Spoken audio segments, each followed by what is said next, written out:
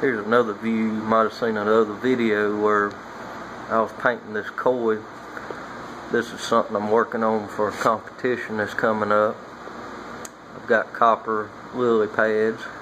That's a skin mount koi carp, small one. That's about 12-13 inch fish. It's a Japanese vase. It's one of the small projects I'm working on right now.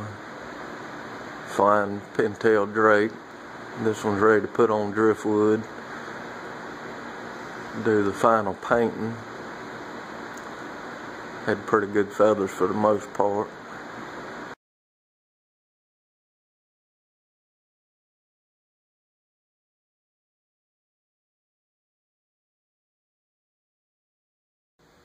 It's just a display deer that I mounted about 10 years ago, and doing a little touch up on it. There's a store up the road that wanted a deer to hang with all their hunting and fishing stuff, and to help me out with advertising. I don't really do a whole lot of that anymore, but I'm gonna go ahead and give them this one. There's another largemouth about ready to paint. Fins were a little bit ragged after I did finishing work, so I went back and put a little more glue on them, and so you go back and trim that. There's a lot of glue put on the fins that makes them stronger. That way they don't become so flaky or break off quite as easy. But I'm gonna spray the sealer on this one here in a little bit. Try to get it painted.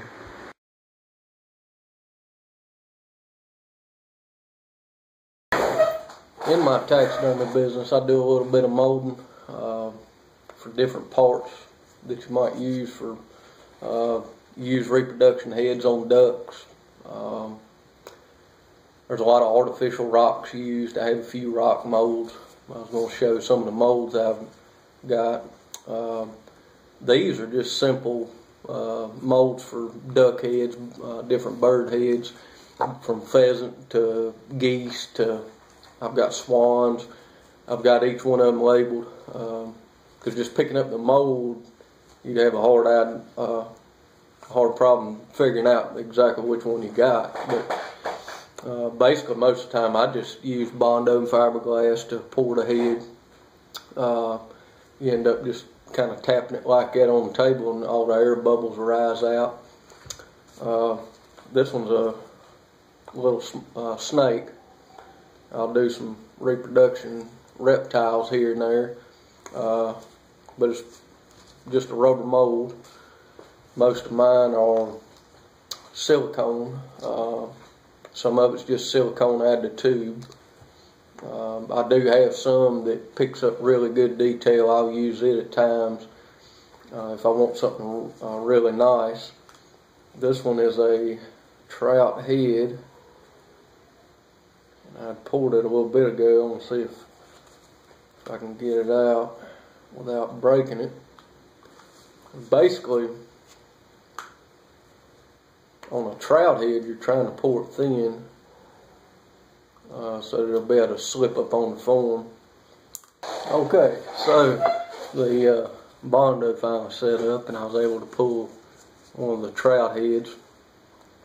This one has a little bit of shrinkage. It wasn't a really good head to be molding, but at the time I was trying to get practice learning how to mold each little thing, you know, molding rocks, bird heads, different things, and I had old trout head and tried to mold it. You see it's got a little shrinkage, which still, if you were to use this on a mount, it would be a whole lot easier than using the real head. Real head's going to shrink up quite a bit.